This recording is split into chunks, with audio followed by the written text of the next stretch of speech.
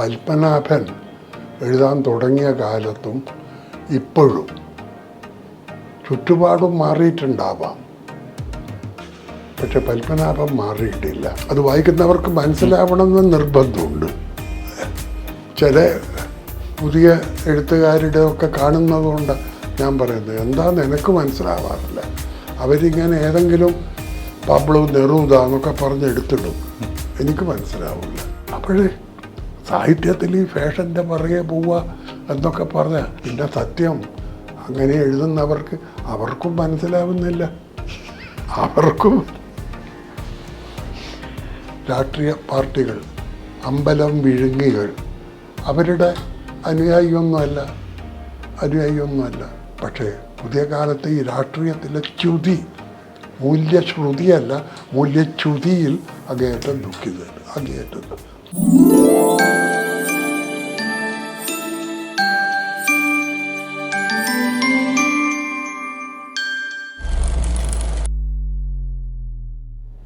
അറിഞ്ഞുകൊണ്ട് ഞാൻ ഒന്നും മാറ്റിയിട്ടില്ല. അനുവാചകർക്ക് അങ്ങനെ തോന്നുന്നുണ്ടോ എന്ന് എനിക്കറിയില്ല. ഞാനായിട്ട് കരുതി കൂട്ടിയിട്ട് ചെയ്തിട്ടില്ല. എനിക്ക് സത്യത്തിൽ മനസ്സിലായിട്ടില്ല. പുതിയ കാലഘട്ടം എന്ന് പറഞ്ഞാൽ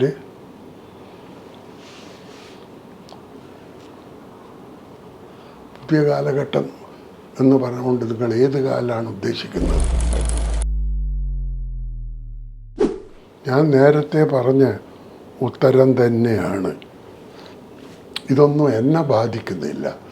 പത്മനാഭൻ എഴുതാൻ തുടങ്ങിയ കാലത്തും ഇപ്പോഴും ചുറ്റുപാടും മാറിയിട്ടുണ്ടാവാം, പക്ഷെ പത്മനാഭൻ മാറിയിട്ടില്ല. അങ്ങനെ ഒരിക്കലും കോൺഷ്യസായിട്ട് ഒരിക്കലുമില്ല. അങ്ങനെ മസിൽ പിടിച്ച് ഞാൻ മാറില്ല, അങ്ങനത്തെ ഒന്നുമില്ല. എനിക്ക് രസം ഈ നിമ്നോന്നതമാം വഴിക്ക് തേരുരുൾ പായിക്കൽ, ഇതേതിരുൾക്കുഴിമേൽ ഉരുളട്ടെ വിടില്ല ഞാൻ ഈ രശ്മികളെ. എടശ്ശേരിയുടെ കവിതയാണ്. ഞാൻ അങ്ങനെയാണ്. ആ 4 വരിയിൽ എൻ്റെ ജീവിത വീക്ഷണവും സമ്മിങ് അപ്പ് ചെയ്തിട്ടുണ്ട്. ഈ വഴി, ഞാൻ പോകുന്ന വഴി വളരെ ദുർഗമമാണ്, ഇരുൾക്കുഴികൾ നിറഞ്ഞതാണ്. പക്ഷെ എന്നെ അത് ബാധിക്കില്ല. ഇതേത് ഇരുൾക്കുഴിമേൽ ഉരുളട്ടെ വിടില്ല ഞാൻ ഈ രശ്മികളെ. രശ്മികൾ എന്ന് പറഞ്ഞാൽ കുതിരയുടെ കടിഞ്ഞാണുകൾ. ഞാനത് വിടില്ല. എനിക്കറിയാം അത്തരം ദുർഗമമായ വഴികളിലൂടെയാണ് പോകുന്നതെന്ന്. പക്ഷെ എനിക്ക് പ്രശ്നമല്ല. ഞാനതിലൂട്ടി പോവുള്ളൂ. എൻ്റെ കഥകൾക്കൊന്നും, കഥാസമാഹാരങ്ങൾക്കൊന്നും ഞാൻ മുഖപുരയോ മറ്റൊരാളെ കൊണ്ട് ഒന്നും ചെയ്തിട്ടില്ല. ഇഷ്ടമുള്ള ഒരു കവിയുടെ 2-4 വരി എടുത്തിടും. അത് വായിക്കുന്നവർക്ക് മനസ്സിലാവണമെന്ന് നിർബന്ധമുണ്ട്. ചില പുതിയ എഴുത്തുകാരുടെ ഒക്കെ കാണുന്നതുകൊണ്ട് ഞാൻ പറയുന്നത് എന്താണെന്ന് എനിക്ക് മനസ്സിലാവാറില്ല. അവരിങ്ങനെ ഏതെങ്കിലും പബ്ലോ നെറൂദ എന്നൊക്കെ പറഞ്ഞ് എടുത്തിടും, എനിക്ക് മനസ്സിലാവില്ല. എൻ്റേത് വായിച്ച ആൾക്ക്, ഇപ്പം ഞാൻ പറഞ്ഞ വരി വായിച്ച ആർക്കും മനസ്സിലാവും. പ്ലെയിനാണ്.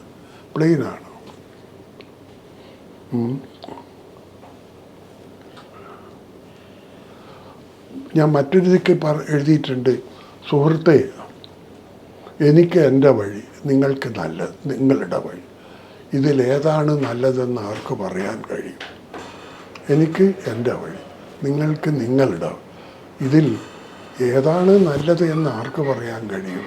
ഞാൻ വാശി പിടിക്കുന്നില്ല എൻ്റെ വഴിയാണ് നല്ലതെന്ന്. പക്ഷേ എൻ്റെ വഴിയിൽ നിന്ന് ഞാൻ മാറൂല, ഇതിലൂടെ തന്നെ പോകും. എനിക്കറിയില്ല ഞാൻ പറയുന്നത് പ്രമോദിന് മനസ്സിലാവണം, പ്രമോദ് പറയുന്നത് എനിക്ക് മനസ്സിലാവണം. അതുപോലെ ഞാൻ എഴുതിയതും നിങ്ങൾ എഴുതിയതും ആരെഴുതിയതും ആളുകൾക്ക് മനസ്സിലാവണം. പൊതുവെ ഇതല്ലേ ആശയവിനിമയത്തിൻ്റെയൊക്കെ ഒരു ഉദ്ദേശവും ലക്ഷ്യമൊക്കെ ഇത് തന്നെയല്ലേ. നിങ്ങൾക്ക് മനസ്സിലാവില്ല, നിങ്ങൾക്ക് മനസ്സിലാവരുത് എന്ന വാശിയോടുകൂടിയൊക്കെ ഞാൻ എഴുതാൻ, പിന്നെ സത്യം അങ്ങനെ എഴുതുന്നവർക്ക് അവർക്കും മനസ്സിലാവുന്നില്ല. അവർക്കും ഇപ്പോൾ പണ്ട് ഞാനൊരു കഥയിലോ ലേഖനത്തിലോ പറഞ്ഞിട്ടുണ്ട്. ഞാനിപ്പോൾ ഓർക്കുന്നു, എറണാകുളത്ത് MG റോഡിലൂടെ പോകുമ്പോൾ പണ്ട് എനിക്ക് പറയാൻ സ്വാതന്ത്ര്യമുള്ള ഒരു ചെറുപ്പക്കാരനെ കണ്ടു. ഇതെൻ്റെ ഒരു ലേഖനത്തിലുണ്ട്. ഞാൻ അയാളോട് ചോദിച്ചു, എടാ നീ എന്നാ ഇപ്പോഴെഴുതുന്നത്? അതിൽ കുറേ ഉദാഹരണങ്ങൾ ഓൻ എഴുതി, ഞാൻ വായിക്കും. ഓൻ എഴുതിയതിൽ നിന്ന് ഞാൻ പറഞ്ഞു. അപ്പോൾ ഒരു കള്ളച്ചിരിയോടെയും ഒരു ചെറിയ നാണത്തോടെയും എന്നോട് പറഞ്ഞു, ഇതാണ് ഇപ്പോഴത്തെ ഫാഷൻ, ഇതാണ് ഇപ്പോഴത്തെ ഈ സ്ത്രീകളുടെ ബ്ലൗസ് ചിലപ്പോഴും കൈ ഇതുവരെ, ചിലപ്പോഴിതുവരെ, ചിലപ്പോഴൊരു ഹാഫ് സ്ലീവ്, ചിലപ്പോൾ സ്ലീവ്ലെസ്, അത് പൊന്തും താവുമൊക്കെ ചെയ്യും ചിലപ്പോൾ. ഇതാണ് ഇപ്പോഴത്തെ ഫാഷൻ. സാഹിത്യത്തിൻ്റെ ഫാഷനാണ് അയാൾ പറഞ്ഞത്, ബ്ലൗസിൻ്റെതല്ല. അത് ഞാൻ ചോദിച്ചതാ, സാഹിത്യത്തിൻ്റെ ഫാഷൻ. അപ്പോഴേ സാഹിത്യത്തിൽ ഈ ഫാഷൻ്റെ പുറകെ പോവുക എന്നൊക്കെ പറഞ്ഞാൽ അവനൊന്നുമില്ല, സ്വന്തമായിട്ടില്ല. ഞാനങ്ങനെ പോയിട്ടില്ല, പോവില്ല. അത് മതി എനിക്ക്. സാറേ, അതിനെപ്പറ്റിയൊന്നും എനിക്കറിയില്ല. ഞാൻ എനിക്ക് തോന്നുന്നത് എഴുതുന്നു. എന്നോട് നീതി പുലർത്തി, എന്നോട് പൂർണ്ണമായും നീതി പുലർത്തി എനിക്ക് തോന്നുന്നത് എഴുതിക്കൊണ്ട് നിൽക്കുമ്പോൾ, എന്നെപ്പോലെ എഴുതിക്കൊണ്ട് നിൽക്കുമ്പോൾ കഥയിൽ കവിതകളുടെ അംശങ്ങൾ ഇത്രമാത്രം കോട്ട് ചെയ്തിട്ടുള്ള വേറെ ഒരാളും ഉണ്ടാവില്ല. വേറെ ഒരാൾ, അത് ചിലപ്പോൾ ഇംഗ്ലീഷ് ഉണ്ടാവും, മലയാളം ഉണ്ടാവും, ഈ രണ്ട് ഭാഷ. എനിക്ക് ആ സമയത്ത് തോന്നുന്നു ഞാൻ എഴുതുന്നു, എനിക്ക് ആ സമയത്ത് തോന്നുന്നു ഞാൻ എഴുതുന്നു.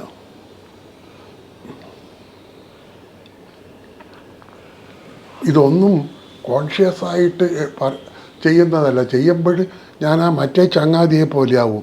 അതാണ് ഇപ്പോഴത്തെ ഫാഷൻ. ഞാൻ ഫാഷൻ്റെ പുറകെ പോയിട്ടില്ല. ഉണ്ടാകും.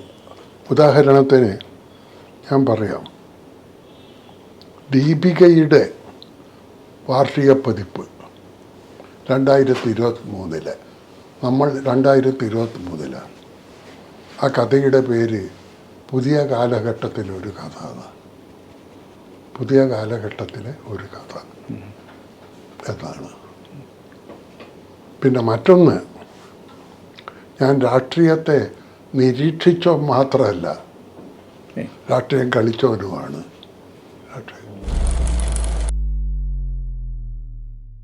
47 വരെ ഞാനൊരു സജീവ രാഷ്ട്രീയ പ്രവർത്തകനായിരുന്നു.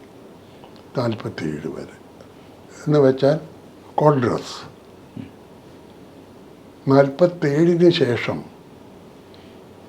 അങ്ങനെയില്ല. എന്നാലും ഉള്ളിൽ കോൺഗ്രസ്സുകാരനാണ്. അത് രഹസ്യമല്ല, എല്ലാവർക്കും അറിയാം. എന്നെ മരിച്ചാൽ ശ്മശാനത്ത് കൊണ്ടുപോകുമ്പോൾ ത്രിവർണ്ണ പതാകയിൽ പൊതിഞ്ഞ് കൊണ്ടുപോകണം എന്ന് ഞാൻ പലപ്പോഴും പറഞ്ഞിട്ടുണ്ട്. എൻ്റെ ആഗ്രഹം അതാണ്. എന്ന് വെച്ച് ഇന്നത്തെ രാഷ്ട്രീയ പാർട്ടികൾ, അമ്പലം വിഴുങ്ങികൾ, അവരുടെ അനുയായിയൊന്നുമല്ല. ഞാൻ ദുഃഖിതനുമാണ്. പിന്നെ 43 മുതൽ ഖാദി ധരിക്കുന്നവനാണ്. 43 മുതൽ. ലോകത്തിലെ ഒരുമാതിരി രാജ്യങ്ങളിൽ മുഴുവൻ, ഒന്നും രണ്ടുമല്ല. ഇപ്പോൾ UAE 19 തവണ പോയവനാണ്, ബഹ്റൈനിൽ 5 തവണ പോയവനാണ്, ഒമാൻ 2, കുവൈറ്റ്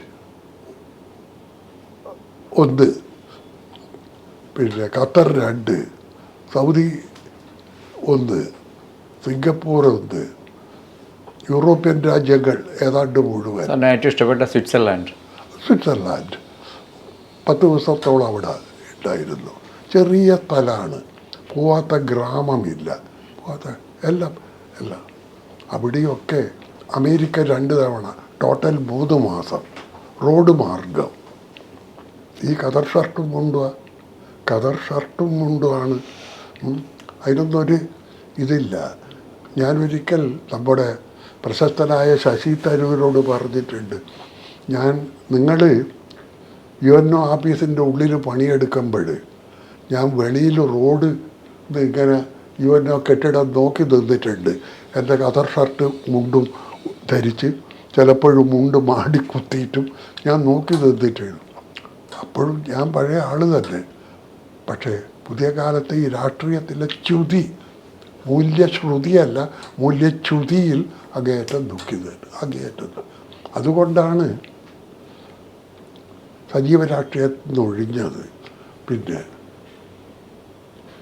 ഞാൻ രാഷ്ട്രീയത്തിലുണ്ടായിരുന്ന കാലത്ത് കേളപ്പൻ, അബ്ദുറഹ്മാൻ സാഹിബ്, CK ഗോവിന്ദൻ നായർ, മൊയ്തു മൗലവി, ഇവരെയൊക്കെ കണ്ടിട്ടും അതിൽ കേളപ്പനെ പോലെയുള്ളവരുമായി ഏറ്റവും അടുത്ത് പരിചയപ്പെട്ട് നടന്നപ്പോഴും അവരോടൊക്കെയുള്ള ബഹുമാനം ഉള്ള കാലത്തും കൃഷ്ണപിള്ളയോട് അങ്ങേയറ്റം ബഹുമാനമുണ്ട്. ആ ബഹുമാനം ഇപ്പോഴും നിലനിൽക്കുന്നുണ്ട്. കൃഷ്ണപിള്ള മരിക്കുന്നതിന് 3 മാസത്തെ മുമ്പ് ഒരു കാഴ്ച കൃഷ്ണപിള്ള കണ്ടത് ഞാൻ ദേശാഭിമാനിയിൽ എഴുതിയിട്ടുണ്ട്. 48-ൽ ചേഗുവേരയോട് അങ്ങേയറ്റം ഇതാണ്. സ്റ്റാലിനോട് ഇഷ്ടമില്ല. എന്തിന്? ക്യൂബയിലെ കാസ്ട്രോയോട് ഇഷ്ടമില്ല. സർവാധിപതികളാണ്. ചൈനയെക്കുറിച്ച് പറയുകയേ വേണ്ട. ചേഗുവേരയോട് അങ്ങേയറ്റം ബഹുമാനാണ്. കൃഷ്ണപിള്ളയെക്കുറിച്ച് അങ്ങേയറ്റം ബഹുമാനാണ്.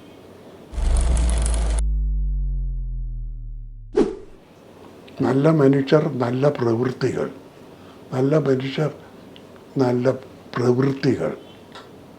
പ്രവൃത്തികളുടെ അടിസ്ഥാനത്തിൽ. അല്ലാണ്ട് നിങ്ങളുടെ അണ്ടർവെയറിൻ്റെ നിറം എന്താണ്, കൊടിയുടെ നിറം എന്താണ്, അത് പ്രശ്നമല്ല.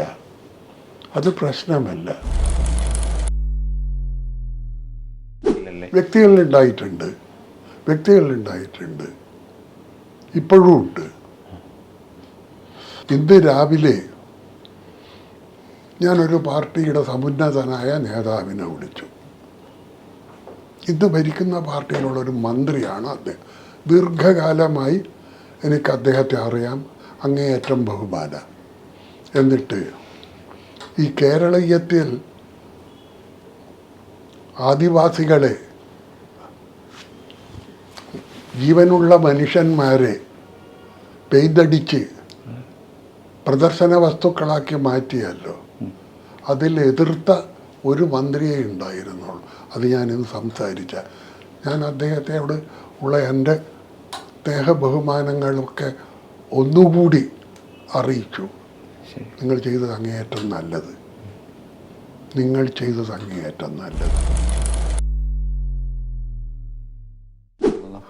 അതിനെപ്പറ്റിയിട്ടൊന്നും ഞാൻ പറഞ്ഞില്ല, പറയാൻ ഇഷ്ടപ്പെടുന്നില്ല. കാരണം ഈ വയസ്സുകാലത്ത് ചെറുപ്പക്കാരുടെ തെറി എന്തിനാ ഞാൻ കേൾക്കുന്നത്? ഇല്ലാണ്ട് തന്നെ തെറി കേൾക്കുന്നുണ്ട്. പക്ഷെ അഭിപ്രായം മാറ്റൂല. ഡെഫിനറ്റ്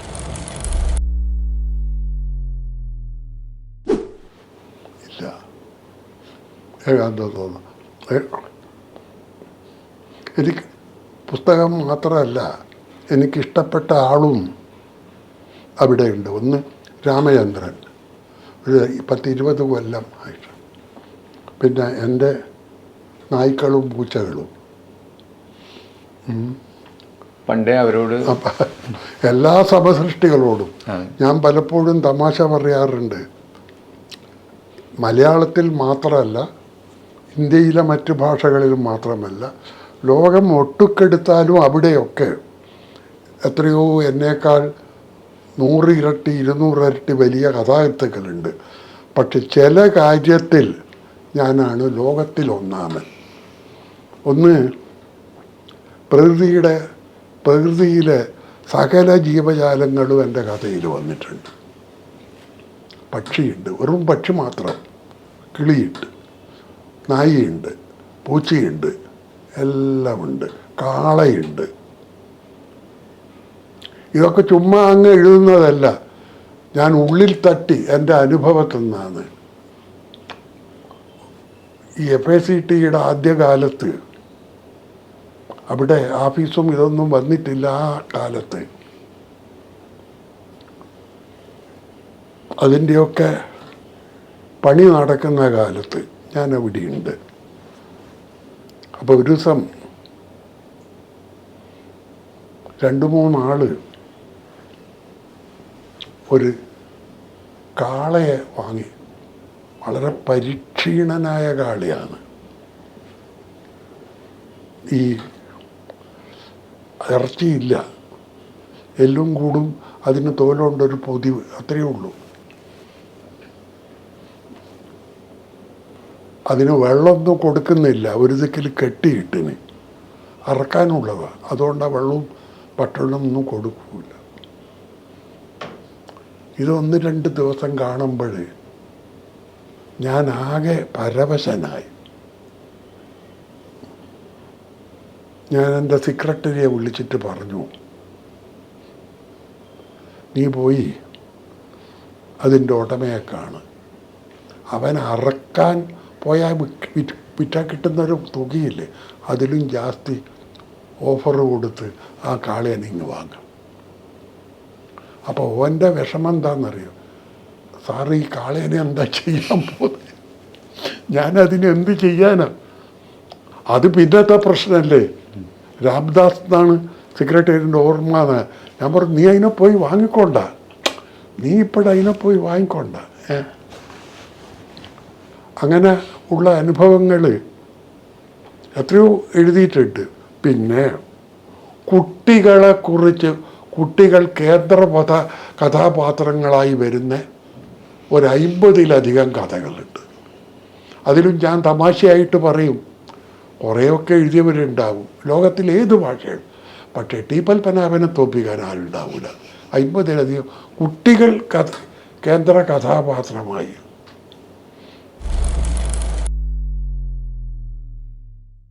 അങ്ങനെ അതൊന്നും ആലോചിച്ചിട്ടുമില്ല, അറിയുമില്ല. ഞാൻ രണ്ടിനെയും സ്നേഹിക്കുന്നു. മനുഷ്യരോട് ഒരു വിരോധവുമില്ല.